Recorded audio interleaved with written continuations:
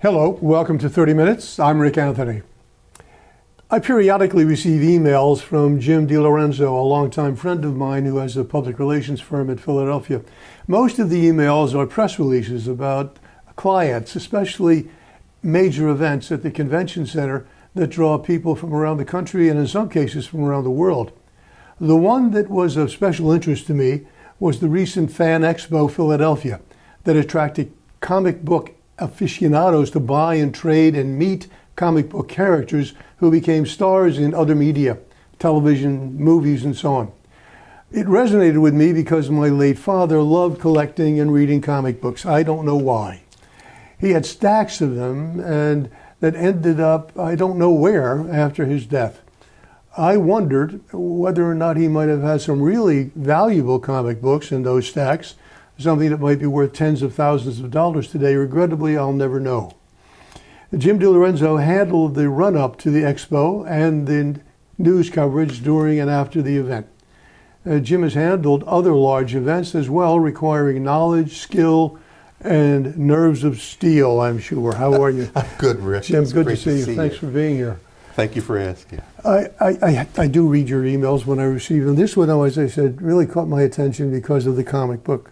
And I kind of remembered it from years past, that it was comic book mania. Yes. People coming in from all over the place to buy, sell, and trade, as I said. And I think I came down one year for part of it. You invited me down. Yeah.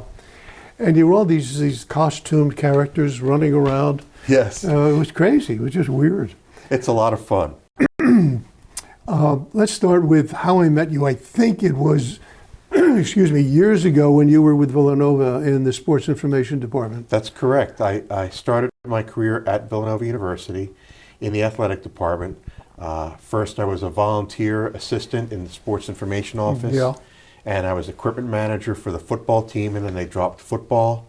So then I became equipment manager for the baseball team and the statistician, and I was working at men's basketball games with Coach Massimino and the team, Harry Peretta and the women's basketball team. You got all the history. And I was there from the fall of 1980 through the spring of 1995. And over the course of that 15 years, I worked full-time for 11 years at the athletic department. I was the sports information director and the director of media relations for several years before I moved on to other pastures. So that's where we did meet, and that's where my career started. Yeah, I didn't realize you were there that long. You were there that long. Yeah. That was a long run. It was. So you were head of PR or communications for the university? No, for the athletic department. Just for the athletic department. Yeah. Okay, when did football come back? It came back in the fall of 1985 as a exhibition, and then the first full season was the fall of 1986. Yeah. Well, as you know, when I was at Villanova, it was not much more than a lean-to against the chapel. There wasn't much there back then. There was the pie shop, and that was it. The pie shop and the lean-to, yeah. Now they just wherever they can find ground, they seem to be putting up buildings. It is amazing to come back out here every once in a while and see the changes on campus and in the community. There's not much grass left. No. Sheehan Beach is a thing of the past. Yeah, right. I was, as you may remember, I was in public relations for a while. I did a stint for maybe 5-6 years. Okay. But that was the Stone Age compared to what you and people like you deal with now, with technology, what's happened in the media. Newspapers have just about gone out of business. Even the Wall Street Journal is getting thinner and thinner for lack of advertising, I guess.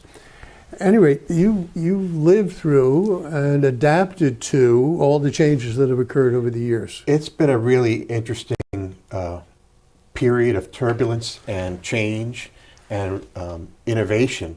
And as you noted, I mean, I started at Villanova folding and stuffing, making photocopies, folding and stuffing envelopes, and labeling envelopes and getting the press releases out, as soon as possible via the U.S. postal system, handing out statistics forms to the media that were in attendance, handing out media guides, writing press releases on a typewriter.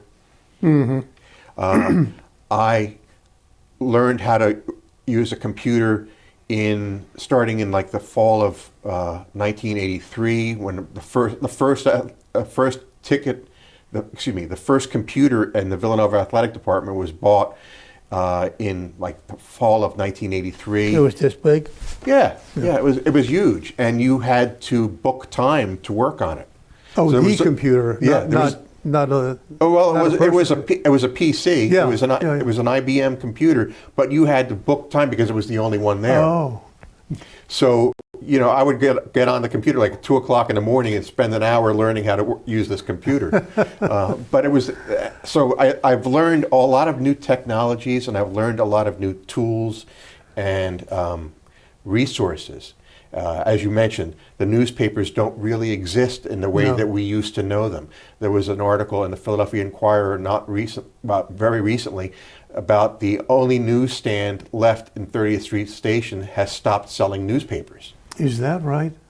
Wow. So when you think about, even the simplest pleasures of travel, you would stop in at the newsstand in the airport or Right. in the train station, and you'd pick up 4 or 5 newspapers to read on the plane or Yeah, to have in yeah. your bag, and that doesn't exist anymore. Oh, that's horrible. But I've been through all those changes. In some cases, I was part of the revolution when the internet first really gained prominence in '97 and '98. I was working for an internet professional services company. I was their PR director, and I was evangelizing the use of the internet for many things, including public relations. Artificial intelligence. Yes. Have you dealt with that so far? I'm starting to deal with it.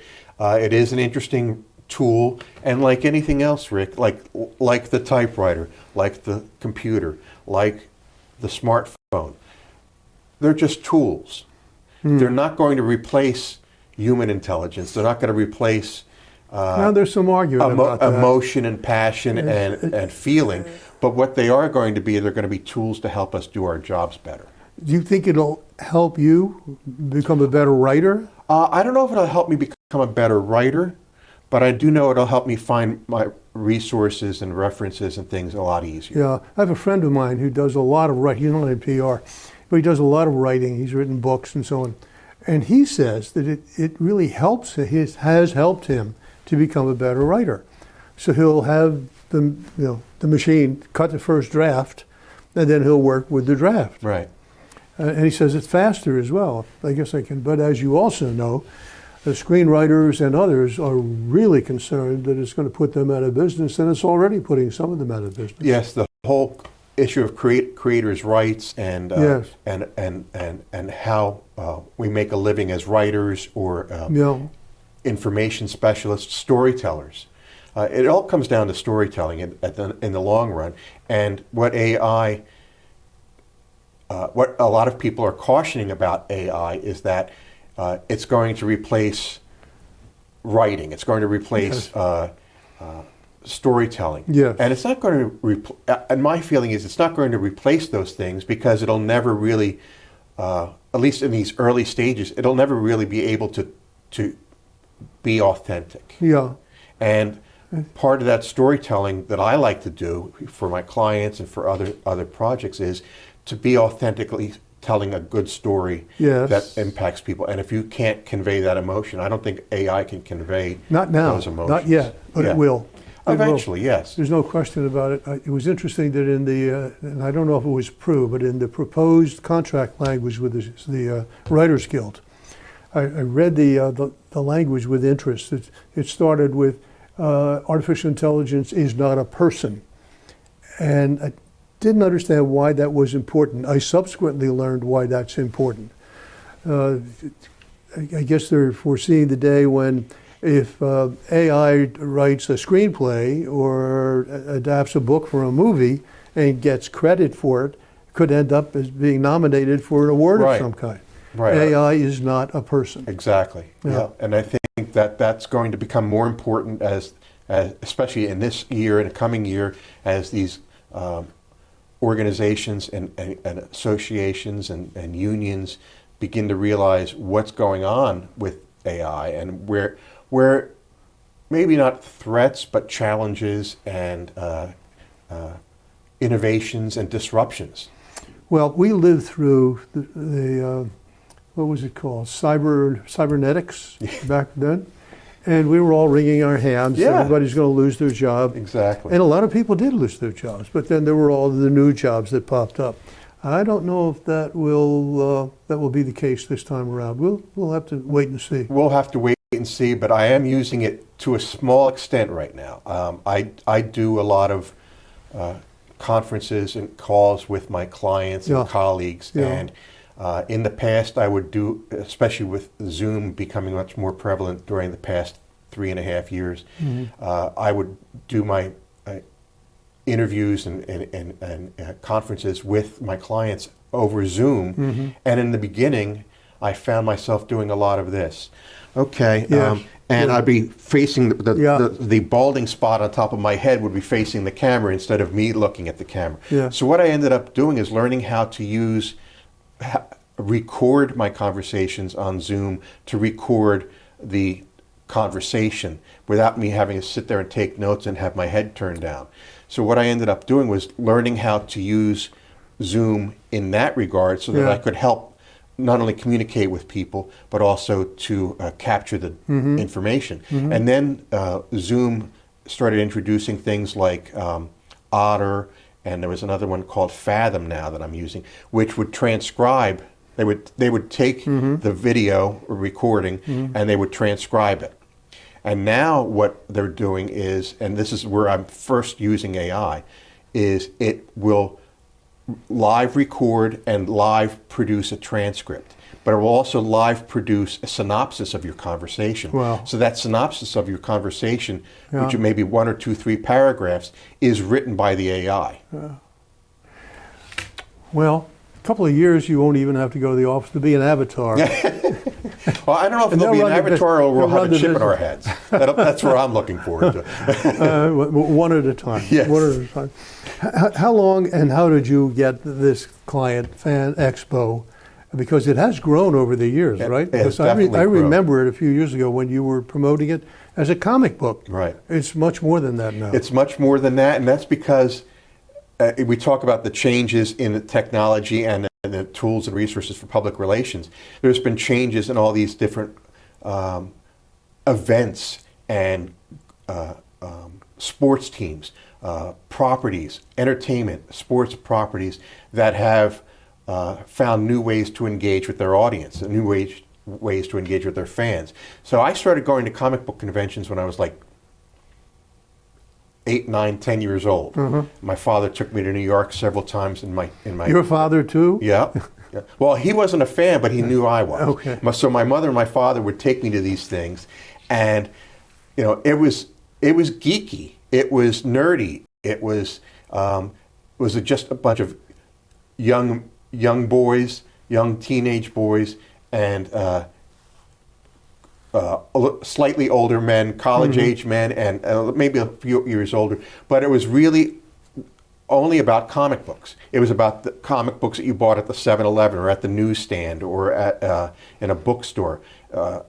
And it was about the comic books that you read, you collected, as your father did. You folded them up and put them in your back pocket when you're going somewhere, then realized I shouldn't be doing that anymore. That was when that whole thing started. So in 2001, a company called Wizard World had the Wizard World Comic Con at the Pennsylvania Convention Center.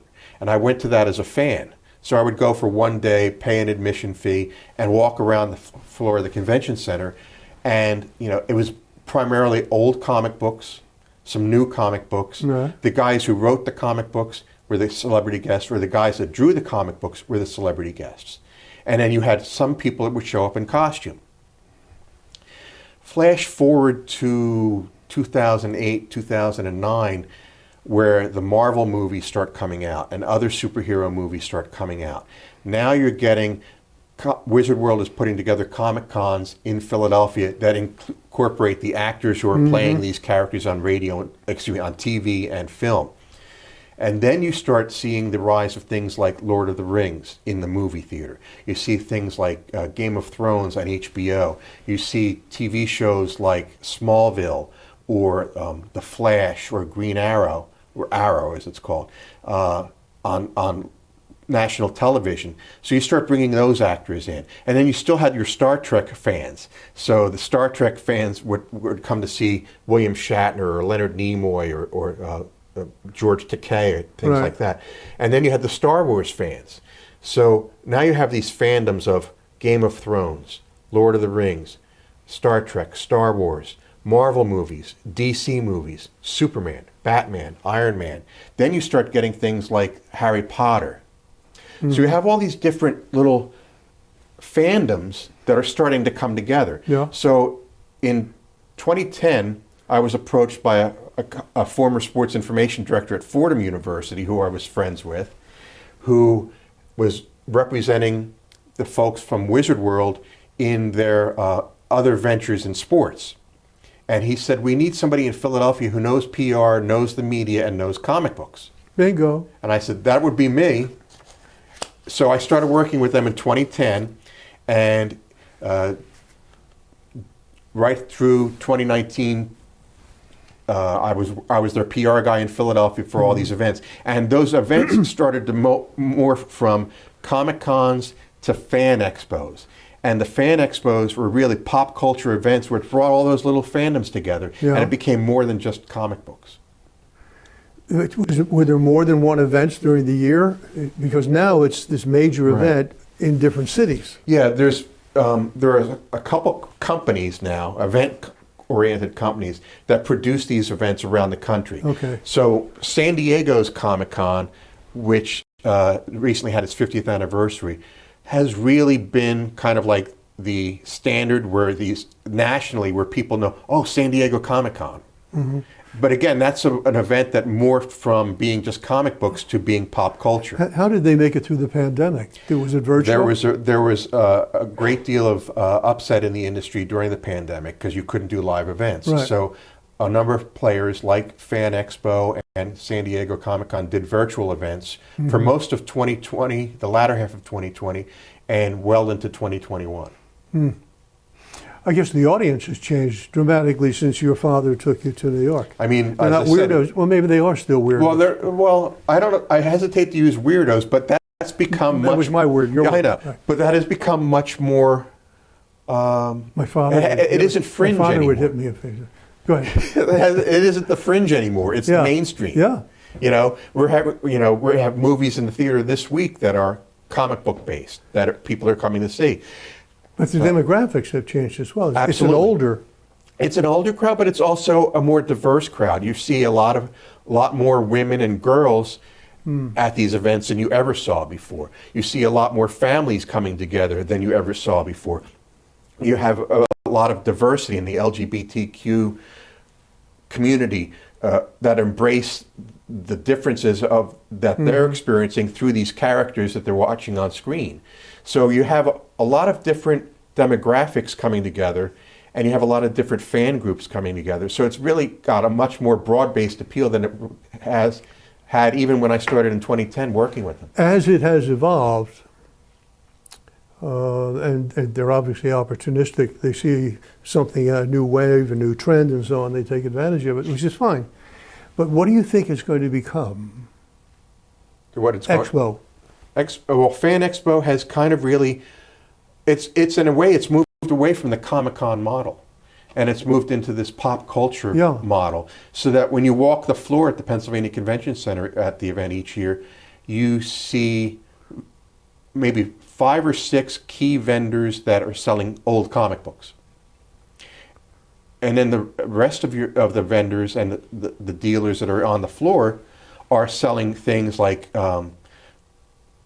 items that you can wear as a character. Yeah. If you wanted to be, they call it cosplay now. It used to be just a costume contest. Now it's called cosplay, and people come dressed as all kinds of characters. Uh-huh. So there are vendors who now cater to that demographic by selling, this is what you can use for your costume. This is an accessory you can use.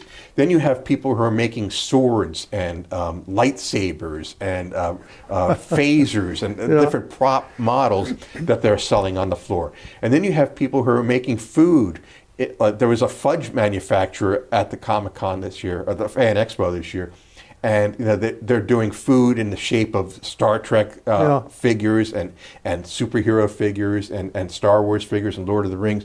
So you have all these different brand extensions, if you will, that are on the floor of the convention. And then at the same time, you're seeing a lot more celebrities, and you're seeing a lot of different types of celebrities coming to these events, getting an appearance fee, but also charging for autographs or photographs with the star. To get, so, for an example, when I first started working with Comic-Con, our big draws each year were like Lou Ferrigno, who played the Hulk on TV in the 70s. You'd have Aaron Gray from the Buck Rogers TV show in the 70s. You'd have people who were on these shows in the 70s and 80s that, still had fans and still had people. You'd see Noelle Neal from The Adventures of Superman with George Reeves. She would be there every year. Now you get, I'll use as an example, this past year, we had Vincent D'Onofrio, who's probably a pretty big actor that you wouldn't really associate with the old-fashioned Comic-Con, but he's been in some Marvel movies and Marvel productions. He's been in a lot of different things, and he shows up to meet his fans and to engage with his fans. When I talk about the fan engagement part. So Vincent D'Onofrio has fans from when he was in Full Metal Jacket. He has fans when he was in Law and Order Criminal Intent. He has fans when he was in the movie, the remake of The Magnificent Seven recently. He's been in the Daredevil TV series. So he has all this cross-generational appeal. Then you get somebody like Charlie Cox, who really has only one major credit that people are aware of him in, and he was Daredevil in the series that Vincent D'Onofrio was in. So you get people like that. Then you have Hayden Christensen, who was in the Star Wars prequel movies, who ends up becoming, spoiler alert, Darth Vader. He shows up at a convention for the first time in years, and he was charging the top dollar amount for getting photos with him. He was charging the top dollar amount for getting autographs. He was the most popular guy that was at the celebrity that was at this year's Fan Expo, and he was charging a really high rate, because I bought tickets for my nephew. And you weren't comped? I would never try to get myself comped for something like that. I like to keep my boundaries clear. So and he had thousands of fans show up. Do you have any idea how much money was exchanged in the 3 days? I do know that, for instance, I mentioned Hayden Christensen. I think his taking a photo with him was about $200. What? Yeah. Now, Vincent D'Onofrio, I paid $60 to have my photo taken with Vincent D'Onofrio. Oh my God! So you have that's a still shot, not a video. That's a posed still shot from a professional photographer. Will then be sent to you. Yeah. So you're not even sure it took. Oh, you get to see a printout of it before you leave the area. All right. But it's interesting because that's a whole model that never existed before. That's a way of doing commerce. I might get $2 or $3. That's it. Yeah. Well, I give them away for free myself. But that's a whole nother business model that's developed over the years through these fan expos and through the Comic-Con circuit, is that you have these celebrity appearances, and they're very well, the procedures are very clear and they're very, very precise. So you get in a line, you have an appointment for an 11:30 photo shoot with Vincent D'Onofrio, and you get it in line at 11 o'clock, and by 11:31 you're out of the line and you have your photo and you go on your merry way. It's the psychology of all of this is really interesting because it really hasn't changed. We go from the 1940s, the 50s with the movie stars and Buck Rogers and Hopalong Cassidy, all those guys, to what it is today. I guess the psychology is the same. People want heroes. People want heroes, and people want to see things that are aspirational and inspirational. So you see a movie that with celebrities, actors, performers, and you start to try to emulate or try to imitate, and it inspires people to dress in costume from that movie, or they want to meet somebody who is related to that movie. So whether it's a writer, a director, a comic book artist, an illustrator, a performer, all these people come together, and you have your opportunity to meet your heroes, if you will. Does Fan Expo, the sponsors, do they have rules about how people can dress, how far they can go?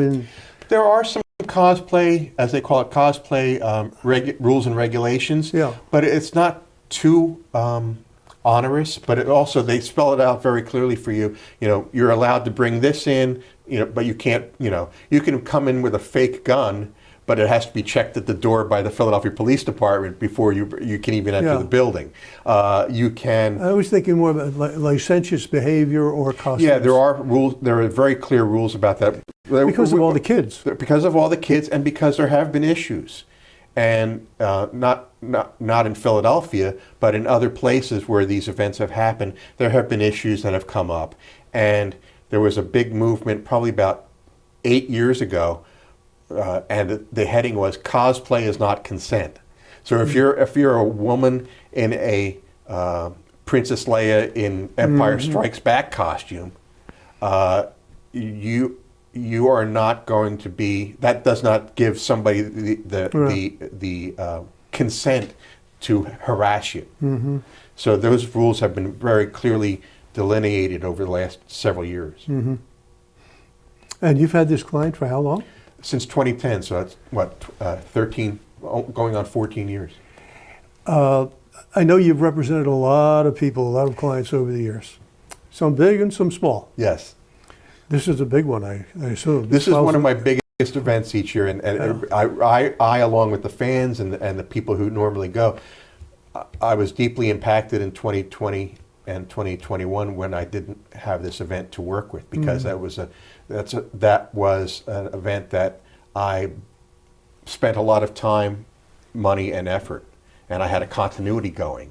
Yeah. Because every time it was here in Philadelphia, I was the go-to person. Yeah. So whether it be in April, May, June, whatever month we had the convention center available, I would start working on it in January every year.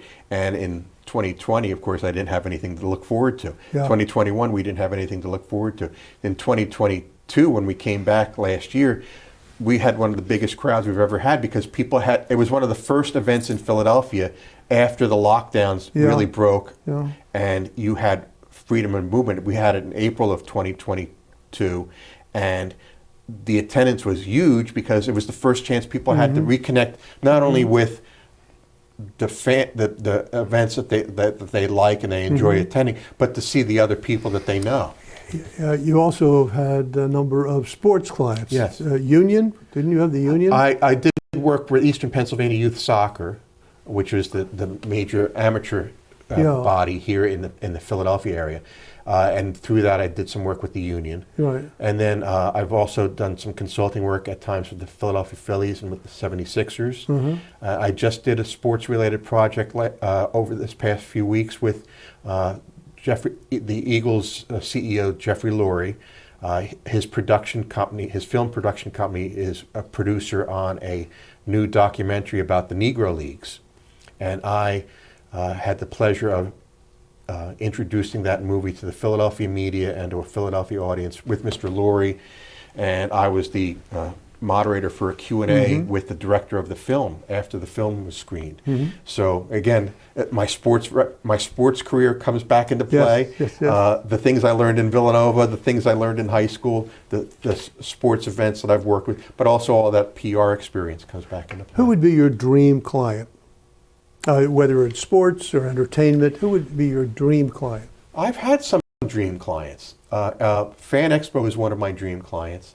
I would love to do something with the Phillies on a larger scale, because I love Major League Baseball. I love the Phillies. They've been my team since I was a child. Those are the things that would be dreams for me, would be to get involved with something like that. I would love to do something with a celebrity who has written a book and is doing a book tour and help them get greater attention for their writing. Well, maybe all those dreams will come true. I hope so. Fingers crossed. It's been a pleasure. 30 minutes goes by very, very fast. It really does, but it's fun talking. Thank you. With you. My guest today has been Jim DeLorenzo, who is Jim DeLorenzo Public Relations. in Philadelphia. Until next time, take very good care of yourselves